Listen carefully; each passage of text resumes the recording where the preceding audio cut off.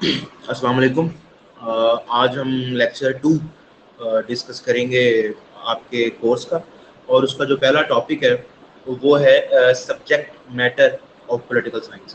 میں جناب یہ والا جو ٹاپک ہے یہ سرور صاحب کی کتاب سے لے رہا ہوں. میں آپ کے ساتھ شیئر بھی کر دوں گا پیجز جو. اچھا جی, سب سے پہلا جو ہے ٹاپ اس میں ہیڈنگ ہے وہ اوریجن کی ہیڈنگ ہے کہ کیسے یہ سبجیکٹ جو پولیٹیکل سائنس کا ہے یہ اوریجنیٹ کیسے. اس میں جو سب سے پہلے آتا ہے کیونکہ نیچرلی جو ہسٹری کی پروگریشن ہے ہمارے یہاں وہ گریک ایرا سے شروع ہوتی ہے. ورلڈ ڈومیننس ہے نا نالج کے لحاظ سے, جو ہم ڈیوائڈ کرتے ہیں ہیومن ہسٹری کو, یا جو ریکارڈڈ ہسٹری ہے یا ماڈرن ہسٹری ہیومنس کی جو کہہ لیجیے, اس میں گریک ایرا ہے, اس کو فالو کرتا ہے رومن ایرا. رومن ایرا کے پاس بعد مسلمانوں کا گولڈن پیریڈ ہے جو 800 سال کا ہے, 1492 تک چلتا ہے. اتنے عرصے کے اندر جو یورپ ہے وہاں پہ میڈیول ایجز یا بلیک ایجز جن کو کہتے ہیں, وہاں پہ ہوتا یہ تھا کہ ایجوکیشن اور کلچر سے وہ بہت دور تھے. چرچ کی مسلط کی جو چرچ کہتا تھا وہی ہوتا تھا.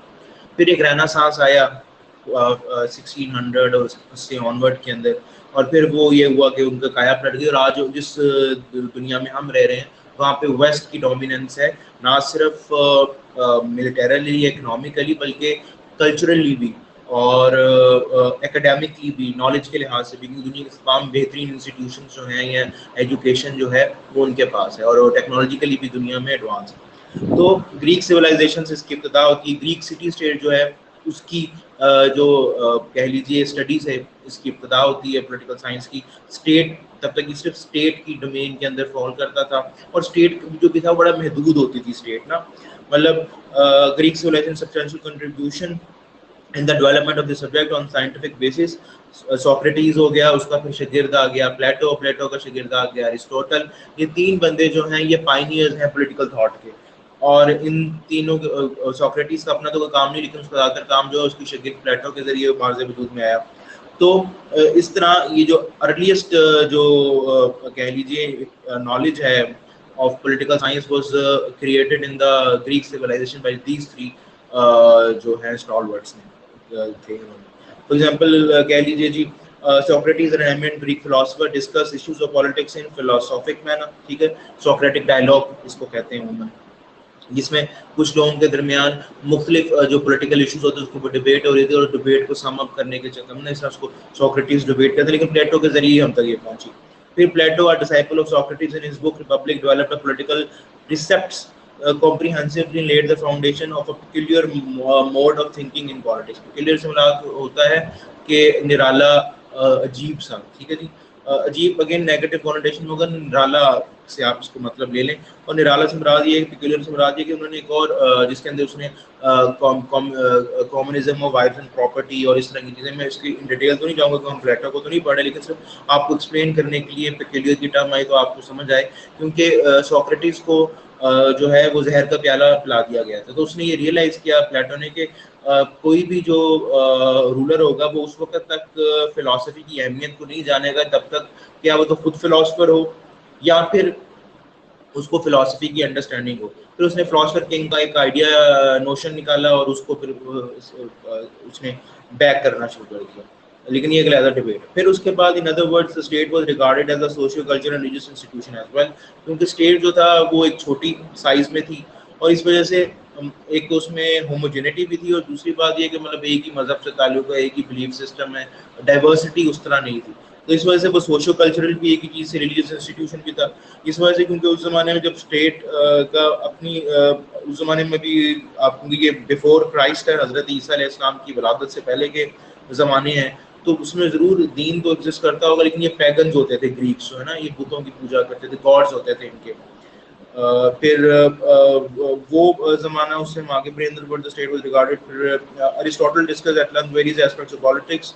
The science of politics therefore remained confined primarily to discussion of the civic life. کیونکہ اس زمانے میں دیکھیے نا ہیومن جو نالج ہے اس کی ایکسپینشن بھی اس طرح نہیں ہوئی تھی, تو جتنی بھی ہیومن نالج اویلیبل تھی تو پولیٹیکل جو اور اسٹیٹ کی جو گروتھ تھی یہ بھی ایک پرٹیکولر اسٹیج کے اوپر تھی. ابھی اسٹیٹ اس طرح ایکسپینڈ نہیں ہوئی تھی, ابھی اسٹیٹ کی جو سائز تھا وہ کمپیریٹیولی چھوٹا تھا.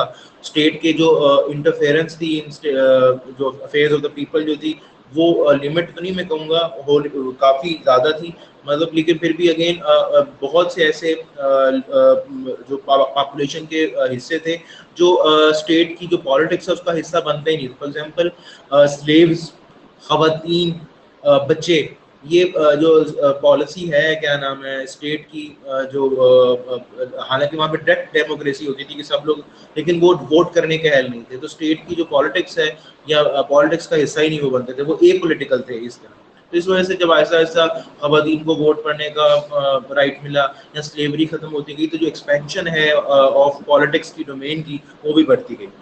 پھر آگے کی development in modern era, most of the premises and the branches later became the concern of history and law.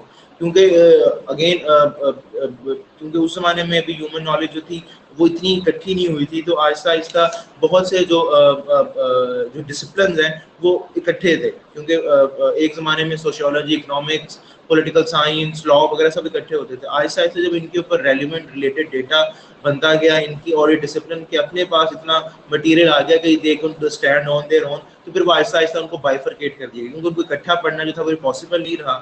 جب ان کو اکٹھا پڑھنا پاسبل نہیں رہا تو پھر ان کو ڈسپلن کے اندر, فردر ڈسپلن کے اندر ڈیوائڈ کر دیا گیا.